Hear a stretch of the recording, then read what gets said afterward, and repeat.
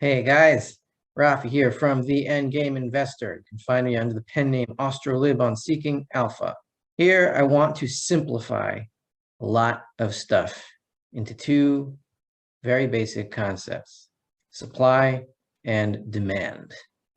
We hear a lot these days about bottlenecks and transient inflation or transitory inflation and blah, blah, blah. It's time to simplify everything that's going on in the supply chain in terms of supply and demand. That's it. Very simply, let's say we have a situation where there's a bunch of ships with a bunch of stuff from China that are trying to get into a Los Angeles port, and they can't get in. That is a problem of supply and demand. The demand for storage space at a Los Angeles port or transportation or whatever it is too high, and the supply of storage space is too low. So a bottleneck is a problem of supply and demand. That is what is happening. Demand is too high, supply is too low. That means in order to balance supply and demand, prices must move up. Now, here's the problem. Prices can't just move up. It's not like an entrepreneur can decide to raise prices for his stuff. For example, in the last video, which I'll put a link to up here, we talked about a German company that sells ammonia. I was watching a Tyler Zed video on Zeducation yesterday that made this same mistake, that assumed that firms can just charge what they want to maintain their desired profit margins. Here's the clip.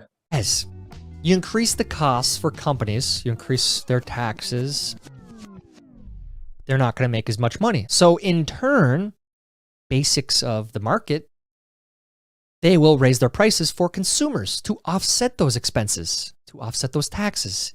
That's what happens in the market. How stupid are you to think that that won't happen? This is who's running the government, though, making policy. With all due respect to Tyler Zed, and I really do mean that. I respect the guy. I love the guy. I subscribe to the guy on YouTube. Zeducation, you should do too. He's wrong on this. Companies cannot just pass off costs to consumers because they feel like maintaining a certain profit margin. They have to respond to the market. And taxes, the way they increase prices is they price the marginal producers of a product out of the market, the ones with the least profit margins, so they go bankrupt, and then supply falls, and then prices rise. And that is how they are passed by on consumers, not because of entrepreneurial decision making, but because of the force of supply and demand on prices.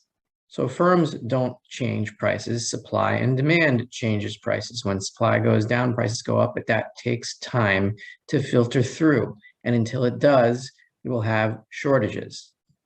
Because prices are set by supply and demand directly, not by firms that produce the things that they want to sell. The firm that produces the stuff must respond to the market. It cannot declare prices by fiat or for what it wants. That is impossible. Here is an interactive chart I made. I'm a PowerPoint genius. Okay, we have a demand curve which goes down. As the price moves up, demand goes down.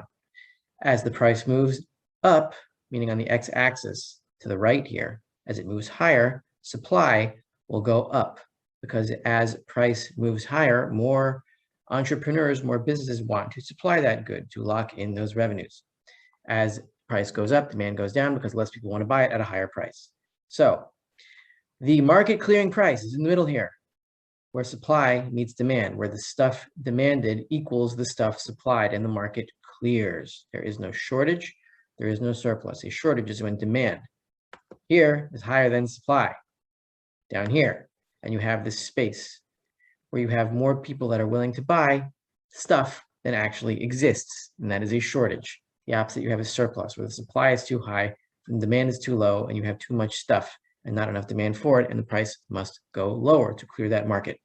The question that everyone is asking, and I've been asking myself for a long time, a few months, is if we have these bottlenecks, all these shortages, why don't the prices of stuff that is being bottlenecked, in whatever stage of production it's being bottlenecked in, why don't they just rise higher and clear the market immediately?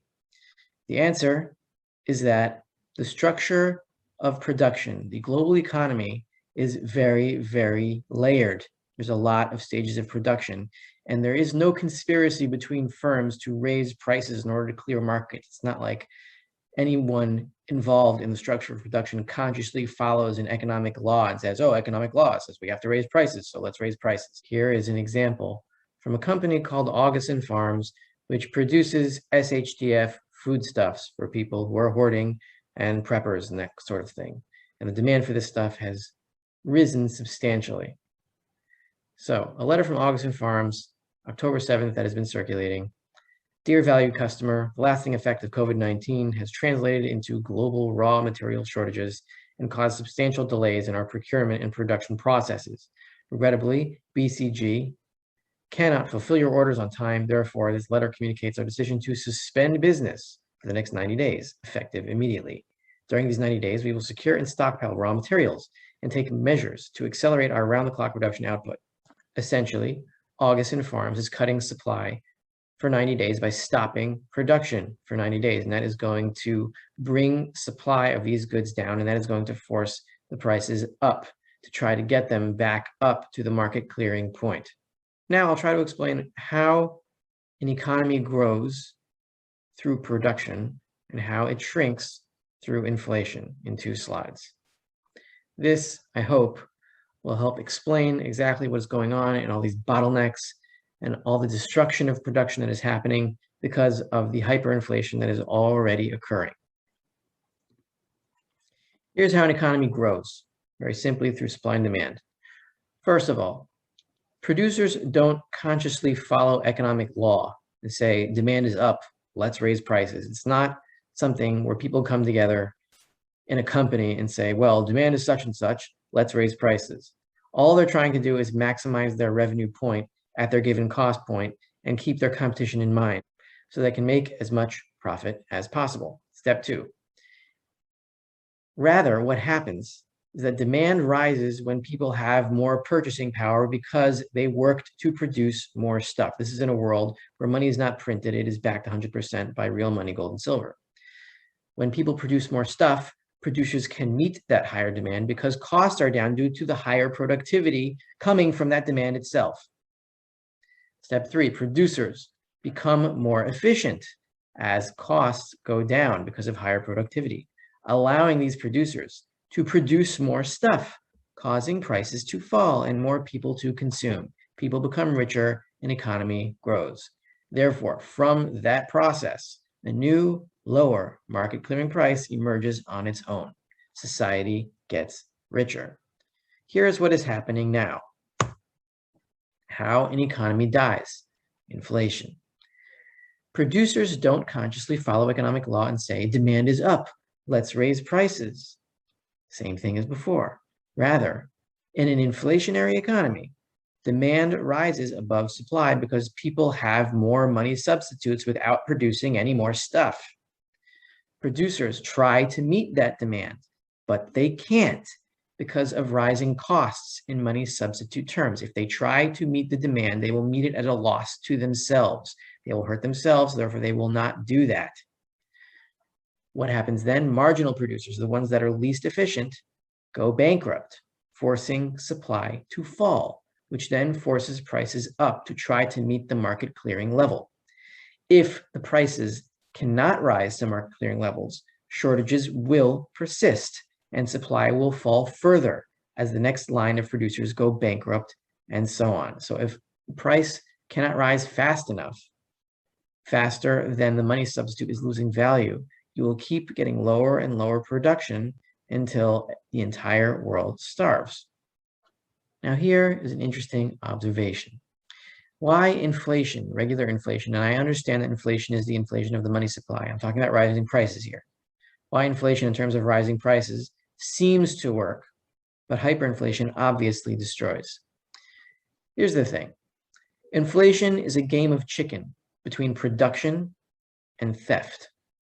As long as production increases faster than theft, producers will keep slaving away as government skims off the top through inflation. production will keep increasing in a normal inflationary economy that we saw until around 2020. Prices in this scheme will stay more or less under control, and even though theft is occurring through inflation, the system seems to work. Next step, if government steals faster than producers can produce, eventually they will stop producing anything, and government will starve, along with all producers who have no real money, gold and silver, to buy whatever remains. Here's the transitive property here. If A equals B and B equals C, then A equals C.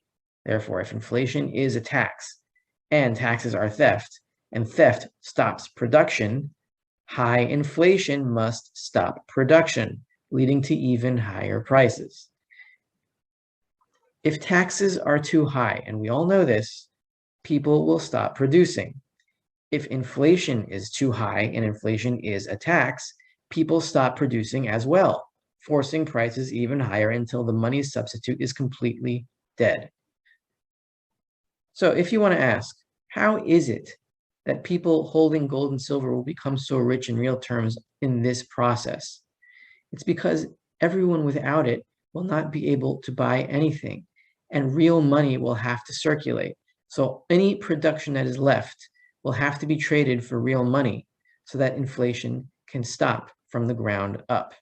Yes, production will go down and there will be less goods and services, but the purchasing power of gold and silver will be such that whatever remains will be a lot more than gold and silver can procure now, because money substitutes can still buy a lot of stuff, but once they can't, the only things that will be able to buy whatever remains are the actual monies, because that is the way that inflation can finally be stopped, to have real money circulating again, and the complete rejection of the money substitutes that they've been feeding us and inflating since 1933. This is Rafi of the Endgame Investor, urging you to supply what will be demanded, and what will be demanded is gold and silver. And if we can supply it, we will get a lot in exchange.